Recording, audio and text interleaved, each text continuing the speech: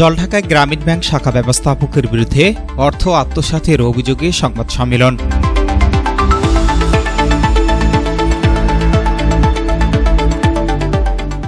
আসসালামু আলাইকুম। এমকে টেলিভিশনের নিয়মিত সংবাদে আপনাদের স্বাগত জানাচ্ছি আমি শারমিন মিনা। এতক্ষণ শুনছিলেন সংবাদ শিরোনাম, এখন ডেস্ক থেকে বিস্তারিত। নীলফামারী জলঢাকায় অর্থ আত্মসাতের অভিযোগে গ্রামীণ ব্যাংকের এক শাখা ব্যবস্থাপক হামিদুল হকের বিরুদ্ধে সংবাদ সম্মেলন করেছে ভুক্তভোগী পরিবার।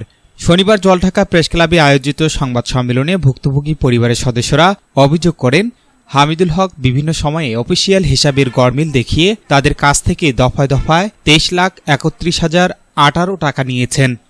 লিখিত বক্তব্যে মর্জিনা বেগম জানান, তার স্বামী গ্রামীণ ব্যাংকের কর্মকর্তা হওয়ায় পরিচয়ের সুযোগ নিয়ে হামিদুল হক টাকা ধার নেন এবং পরে টাকা ফেরত না দিয়ে নানা টালবাহানা করেন। এমনকি চাকরির ক্ষতির ভয় দেখিয়েও টাকা নেয়ার অভিযোগ করেন তিনি। ভুক্তভোগী পরিবার আত্মসাৎকৃত টাকা ফেরত ও অভিযুক্তদের বিরুদ্ধে সুষ্ঠু তদন্ত সাপেক্ষে আইনগত ব্যবস্থা গ্রহণের দাবি জানিয়েছে।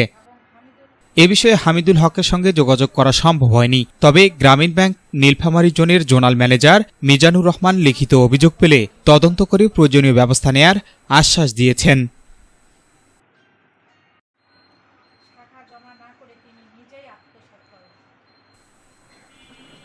S Rahman, news desk, MK television. শেষ করছি এমকে টেলিভিশনের নিয়মিত সংবাদ। এতক্ষণ সাথে থাকার জন্য সবাইকে অনেক অনেক ধন্যবাদ।